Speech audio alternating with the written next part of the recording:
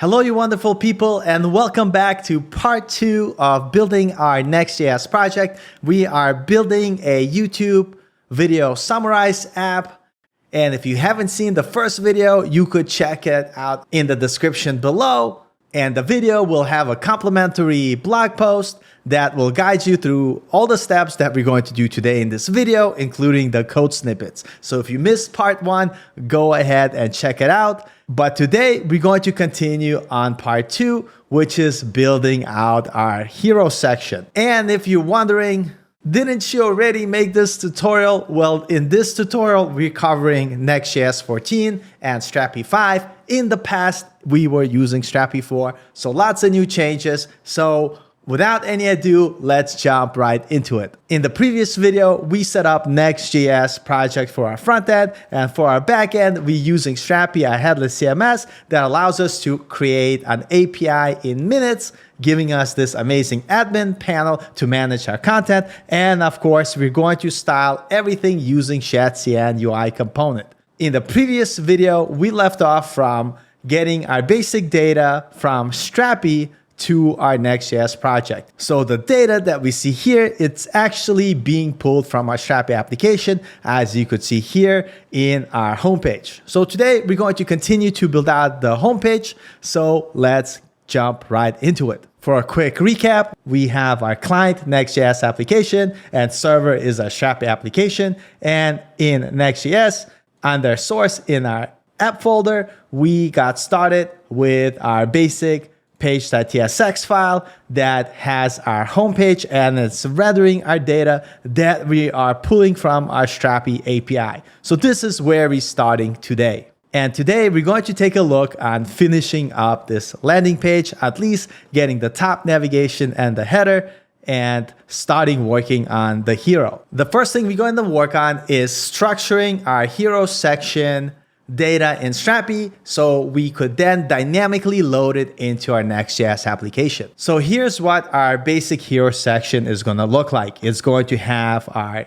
image area, then we're going to have our heading, our subheading, and our login button. So starting in our Strapi application, let's go ahead and start working on it. We're going to navigate to our content type builder, and we're going to click here on create new component, and we're going to build our first component called hero section. And it's going to be responsible for storing our hero section data. We're going to give it a category called layout and click create, and then click the continue button. We're going to start off with 3 fields. We're going to start with media first, and we're going to call it image. And under advanced settings, we're going to say we only want to allow images. Back in basic settings, we're only going to have one image in our hero section. So let's go ahead and click single media. Now let's add another field. Next, we're going to select the text field. We're going to keep it as short, and this is going to be responsible for our heading. And that's exactly what I'm going to call it. Now let's click add another field. We're going to again select the text field, select the long text, and we're going to call this subheading. Perfect. Go ahead and click finish. Looking back at our mockup here, we also have a link that will take us to our login page. You'll notice that we have a link on top, and we're probably going to have some links in the footer. Why don't we create a reusable component in Strapi to represent our links? For time being, I'm going to click save to save all the changes in my hero section. We are still in our content builder. Let's navigate to create a new component. We're going to call it link, and instead of putting it in a layout, we're going to call it elements, or at least the name of our category. And click continue to add our first field. Our link is going to consist of a text field. We'll keep it as short, and this is going to be our URL path. Let's click add another field. Now we're going to select the text field again, and this one we're going to call it text. Keep it as short text as well. Click add another field, and we're going to use the Boolean, and we're going to say, is the link external? By default, all of these links are going to be internal to our website. So in advanced settings, I'm going to say default value false, going back to our basic settings and clicking finish. So this way we could represent our normal links for our website and our external links with the same component. Now that we have our component, I'm going to go ahead and click Save. Now that we have our link element, we're going to go ahead and add this link to our hero section. So still in our content type builder, click on the hero section, and let's go ahead, click on add another field to this component. Let's scroll to the bottom, and we're going to select this component. We're going to say use existing component, click the select a component, and we're going to select our link element. And for the name, we're just going to call it link. And we don't want many links, we just want one. So we're going to say use a single component and click finish. Scrolling down a little bit, you could see that our hero section consists of an image field, heading, subheading, and our link. And that's exactly what we're representing here. We have our image, our heading, subheading, and our link. Nice. So let's go ahead and save it. Now in Strapi, we have this concept of dynamic zones, which allows you to dynamically select components to represent your content. So that way, when you have an editor working on the back end of your website, they could pick and choose which components to use to represent the data for your website. For instance, we have our hero section component, but we might have features component that we're going to work on later. So let's take a look how we could create our first dynamic zone and add our first component. So back in Strapi, we're going to navigate back to our homepage. Currently, our homepage just has the title and the description. We're going to go ahead and click add another single type. We're going to scroll to the bottom and we're going to select dynamic zones. We're going to call our dynamic zone blocks. And now let's click on the add component to the zone. And we're going to use an existing component and we're going to select our hero section and click finish. Now you could see that our homepage has our title, description, and our blocks dynamic zone, which for now has only one component, which is our hero section. Let's go ahead, click save. And once all the changes were saved, let's navigate to our content manager, go to our homepage, and notice we now have this additional option. When we click on it, it's going to show you our dynamic zones with our one component that we have. So let's go ahead, click on the hero section, and let's add our basic data here. I'm going to say Epic Next Tutorial. We're going to find a cool image to add here. You could either click on Browse Files, or you could go ahead and drag your image and drop it here. I'm going to click Upload Asset to Library and click Finish. And in subheadings, I'm going to say it's awesome, just like you. And now we're just going to add a link here. And our URL is going to be sign in. Our text, it's going to be sign in. And is it external? We're going to keep it at false. Now I'm going to go ahead, click Publish to publish my changes. Navigating to our settings, under users permission roles, if we take a look at public, we have our homepage endpoint, and we already gave permission to be able to find our items. If we make a GET request to our API/homepage endpoint, we should get our data. But before we test it out, let me go ahead and click Save. In VS Code, I have Postman installed, which allows me to quickly test our backend. I'm going to make a call to our URL by making sure it's set to GET request, include the URL, and click Send. And as you notice here, we're getting our data. But wait a second, I see the title description, but if we take a look at our content, we have the blocks that also has a hero section, and our hero section has image and a link component, but we're not automatically populating them. What is going on here? The most important thing when building APIs is to make sure that you're not overfetching unnecessary data that you need. So Strapi automatically just returns top level fields, but it does not return the relationships. So back in Strapi, when we take a look at our homepage, our title and description are top level fields, and that is why you are able to see them here in the response, title and description. But our blocks, including our hero section, which includes our image and our links, are all relations. And we have to tell Strapi that we want to get that data as well. If you're new to Strapi, this may seem a little bit confusing, but I promise you, once you understand how populate and filtering works, similar the way you ask for things in GraphQL, if you've done that before, we are able to accomplish the same thing using our API. Strapi has an interactive query builder where you're able to write some of these queries and get the query string that you could use to make a request to your endpoint. So let's go ahead and delete everything here. And just scrolling a little bit to the top here, our endpoint is API/home page, and we're going to write our query.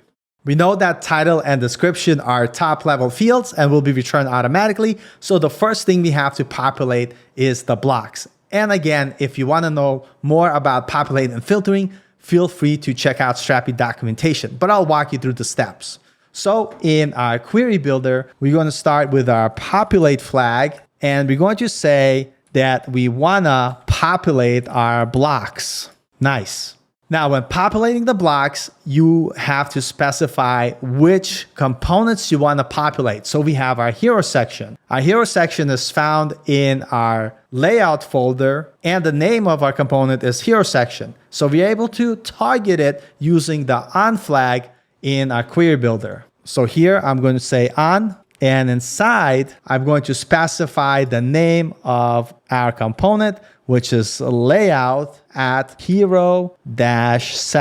And just like I mentioned, that correlates to the name of the folder, which is layout, and the component, which is hero section. And that's what we're doing here. We're saying we want to populate the hero section component found in the layout folder. Now that we know that we're targeting our hero section, if we take a look here, our heading and our subheading are going to be populated automatically. So we want to populate our image. Our image has lots of different fields like URL, alternative text, and other information. So we're going to use our populate flag to say, hey, please populate this image. So in the query builder, I'm going to say populate, and I'm going to say that I want to populate the image. And what we're able to do, we are able to specify what fields we want to return. And in our case, it's going to be our URL and alternative text. Nice. Now, after our image, we also want to populate our link. And if you want to populate everything one level deep, you could just say populate true. So as you could see here, we're targeting our blocks. On our blocks, we're targeting our hero section component. And inside the hero section component, we're saying populate the image and populate the link. So taking a look at Strapi, we're saying, hey, we want to populate the blocks. And inside the blocks, we want to populate the hero section. And inside our hero section, we know that we're getting our top level fields, which are any fields that are not relations, automatically. So heading and subheading is going to be populated automatically. But image and the link, there are relations. We're saying populate the image field and the link. And I did notice I have a typo here. Let me fix it. It's populate with an A. So let's go ahead, copy our query params one more time. And I'm going to go ahead and paste the query string here, just like so. And in the future, we'll see how we could simplify this process. But for now, let's go ahead, click send, and notice how we're getting all of our data, including our title and description and our blocks, which right now we only have one, which is our hero section. But notice that it has our image and our link. Fantastic. So now let's take a look how we could make these changes in our Next.js application to make sure that we're pulling our new data from Strapi. And make sure that you save this query because we're going to use it in just a minute. But back in our Next.js application, we're going to navigate back to our page.tsx file and let's make some changes. The first thing we're going to do, we're going to install a QS library, which makes it easier to construct our query strings. So I'm going to open my terminal, stop my front-end project, and I'm going to run yarn add QS to add our QS library. And then finally, I'm going to run yarn add types QS to add all the types. Restart my project by running yarn dev. Now in our page.tsx file where we had our previous code before line 1, let's go ahead and import our QS library. Then we're going to specify our query. I'm going to say const home page query, and it's going to use the QS stringify command. And here we're just going to go ahead and copy our previous query that we built and paste it in. Nice. Now let's update our get Strapi data function. We already have our base URL, and we're going to say const path equals, and we're going to go ahead and grab this path here to simplify the process. Then we're going to construct a new URL using the new URL class, which allows us to pass our base path and our path. And now we're able to add our homepage query to the search. And finally, here in our fetch, we're going to call the reference to our new generated query here. And because we removed the query here from the bottom, we're no longer passing it directly. We could go ahead and delete this. And all the red squigglies will go away. And the last thing I'm going to do here on the line 41, we're going to go ahead and console dir our response, and we should be able to see that we're getting our Strapi data in our Next.js application. So making sure that our application is running, I'm going to refresh our homepage. Visibly, nothing's going to change because we didn't make those changes yet. And here you could see that we're getting all of our new data from Strapi. So in the next section, let's take a look how we could render this on screen. So now let's go ahead and create our Next.js hero section component that we could use to render our data. By the way, all the code snippets you'll be able to find in the complimentary blog post that's going to be in the description for this video. We're going to scroll down until we get to our section called Let's Create Our Hero Section Component. So what we're going to do, we're going to copy this code snippet, which is a basic React component. And in our application, under components, we're going to first create a new folder called custom. And inside the folder, we're going to create a new file called hero section.tsx and paste in our code. Nice. Now that we have our basic hero section component, we could go ahead in our page.tsx file, go ahead and add it here on the bottom. Now, this is expecting our data attribute that we're going to get from our Strapi data that we're getting here. And it is saved under our blocks. And here we're going to pass data equals blocks.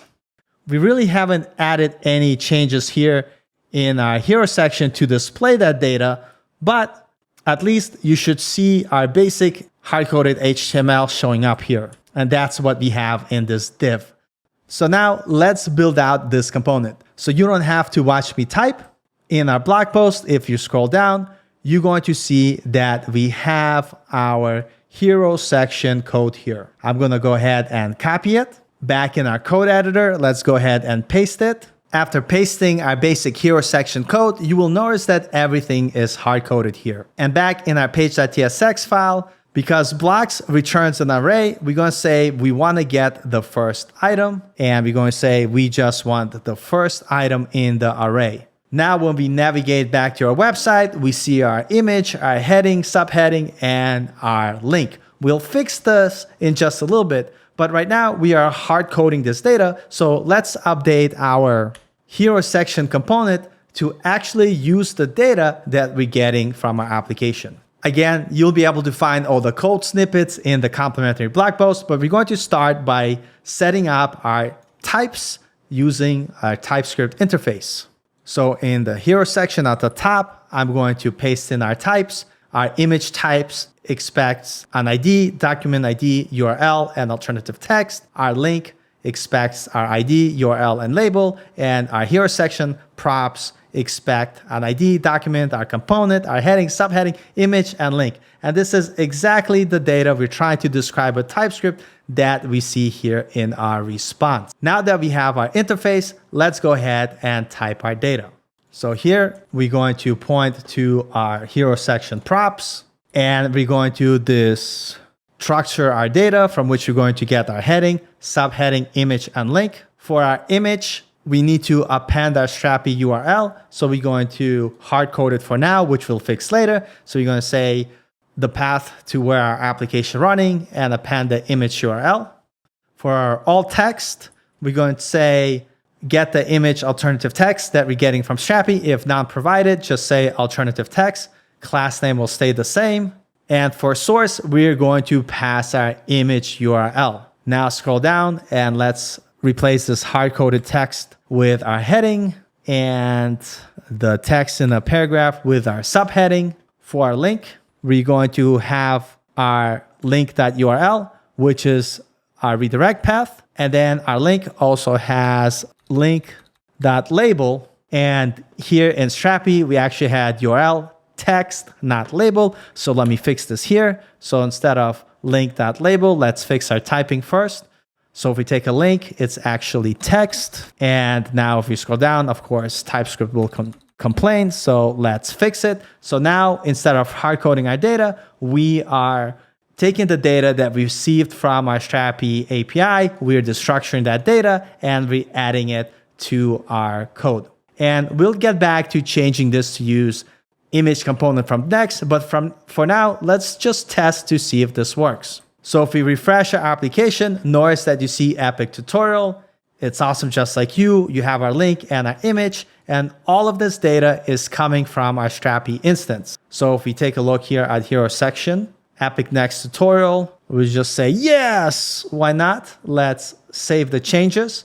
And back in our application, if you refresh, you might not see the change here because by default, Next.js caches everything, at least in Next 14. So if you want to refresh, all you need to do is hit Command-Shift-R if you are on a MacBook, and this is what you're going to see. So now let's clean up our code just a little bit by removing this previous data. So back in our page.tsx file, let's remove these unnecessary items and remove them from here. Perfect. And now we're looking a little bit better.